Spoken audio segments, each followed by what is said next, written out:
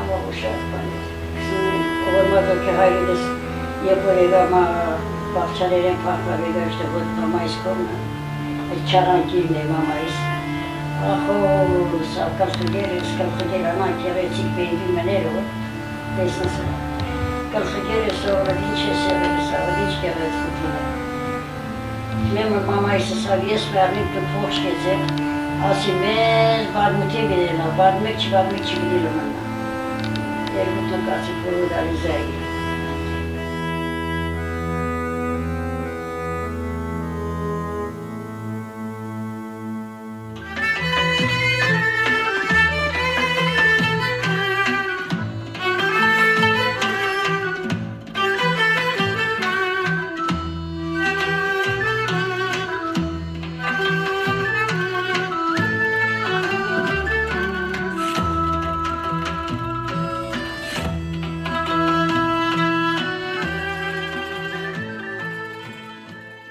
Welcome to Hye Roots, Descendants of Ararat. I am George Aghjayan, your host for this initial episode of the first series devoted to Armenian genealogy.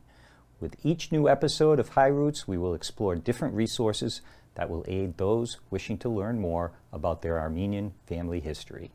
We will hear from leading experts in the field and delve into real-world cases submitted by some of you. In this first episode, I will explore one case from my own family research that I believe supplies some useful examples. My grandmother, Margaret Garabedian, was the third of 5 daughters born to Garabed and Tarvez in Uzunova Mezre, the hamlet of the village of Uzunova in the district of Palu. Uzunova sits midway between the towns of Kharpet and Palu. Margaret's year of birth is estimated to have been between 1907 and 1909.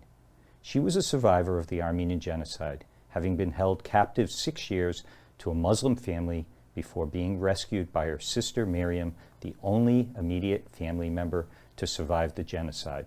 Late in life, when I interviewed her about her experiences during the genocide, she indicated the surnames of her parents were patronymic: Bagdasarian for her mother Tarvez and Garabedian for her father Garabed. However, I always suspected that she had said Garabedian based on her father being named Garabed, not because that was the surname in use in any length of time or even used by her father. These are the same names she supplied on an application for an Armenian passport in 1928 and a United States naturalization papers later on.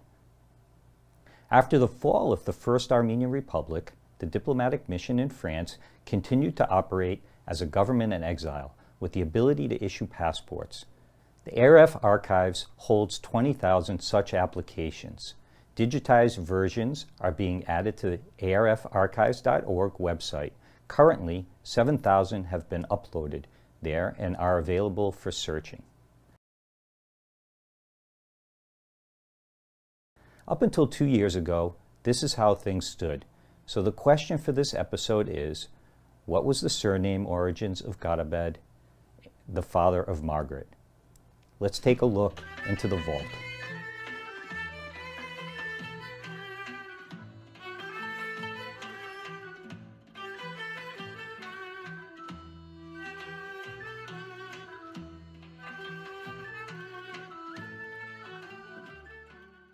Two years ago, eminent scholar Miran Manasyan was kind enough to send me images of the 1878 Armenian census for Palu.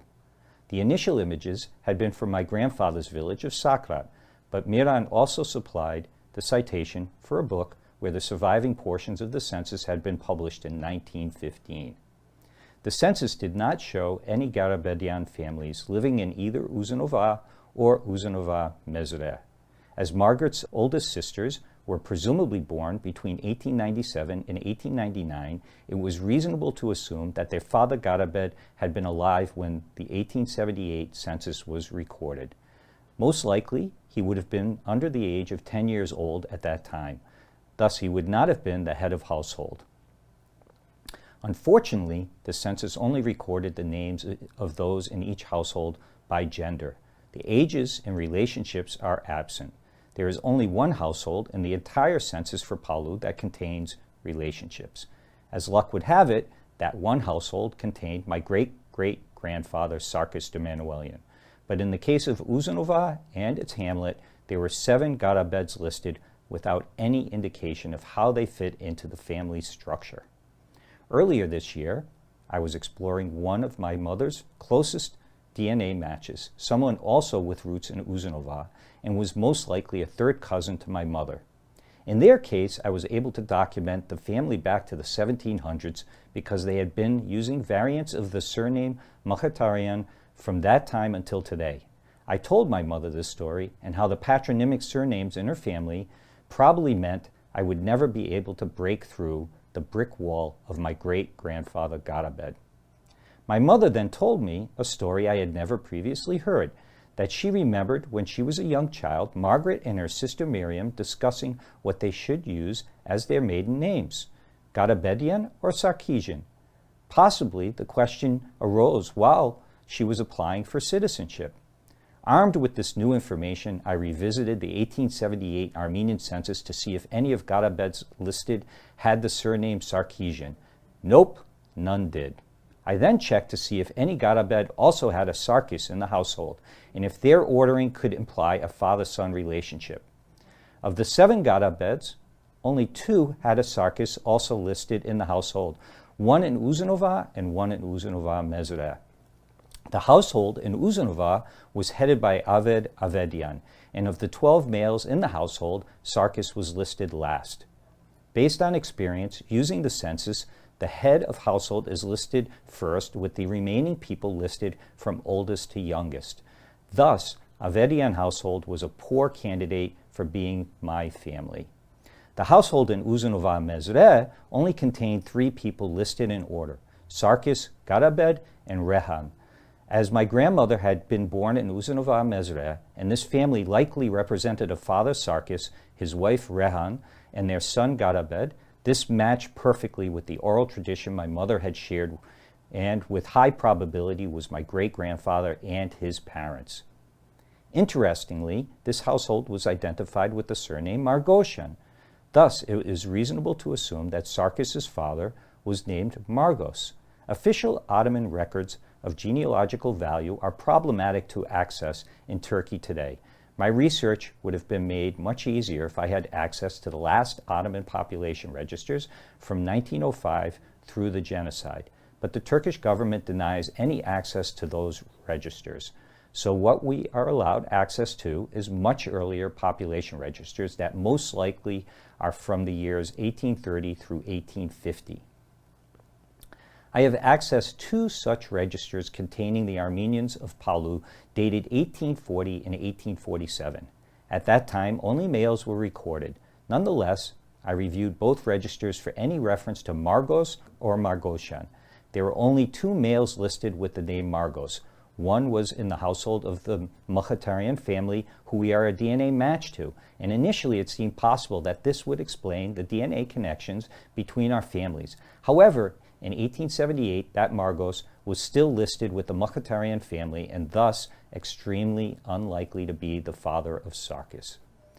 The other Margos presented an interesting case. He was part of a family living in Uzunova in 1840, identified as Khazar Oğlu, or Khazarian. The head of household was Sarkis, son of Khazar, and purported to be 82 years old. Also in the household were Sarkis' 5 sons, Garabed, age 42, Bedros, age 32, Margos, age 27, who had left to work in Istanbul in 1838, Malhak, age 20, and Khazar, age 12.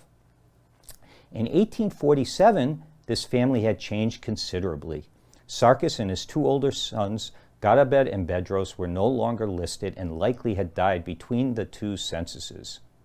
Margos had returned from Istanbul and was now living in Uzunova Mezre with his 2 younger brothers, Malhak and Khazar. Note that in the register above each name is the person who guarantees his taxes. Khacho, son of Nazar, was the guarantor of Margos. Margos served as the guarantor for his brother Malhak, and Malhak was the guarantor for his youngest brother Khazar. No sons had yet been born to any of the brothers, or at least the census did not record any. If we take the age as fairly accurate for Margos, he would have been born around 1813. My great-grandfather, Garabed, was presumably born sometime between 1870 and 1878. Thus, there was between 57 and 65 years between the birth of grandfather and grandson, which is a reasonable amount of time. Thus, again, with high probability, this is my family. This is a good example of a few concepts that most likely will be used repeatedly in future episodes. First, the difficulty in using Ottoman population registers and the potential rewards for successfully doing so. The Ottoman registers can only be accessed remotely by Turkish citizens, otherwise you have to physically go to the archives in Istanbul or Ankara. In addition, this example involves small villages which increase the odds of identifying the appropriate families. This task is nearly impossible for large cities without more extensive secondary sources to validate against. Lastly, making use of the Ottoman records requires the ability to read Ottoman Turkish, which is written in an Arabic script. This episode also highlights that Armenian surnames were much more fluid prior to the genocide. Surnames are just a more nuanced way of identifying the person being referred to.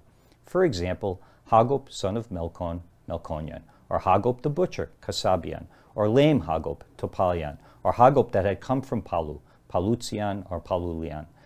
Not only did surnames change with each generation, but sometimes even within a person's lifetime and for perfectly legitimate reasons. As such, in this example, an intermediate source, the 1878 Armenian census, was required to bridge the gap between 1840 and 1915. Such intermediate sources are rare for the Armenian homeland that fell within the Ottoman Empire. They are more numerous for those that fell within the Russian Empire. Thus, we learned that Margaret Garabedian's father was Garabed Sarkisian, and his father was Sarkis Margosian, and his father Margos Sarkisian, until finally we arrive at the patriarch of this clan, Sarkis Khazarian. I hope you found this useful in your own Armenian family history research, and if you have a question for a future episode, please send it to hieroots@hairenik.com.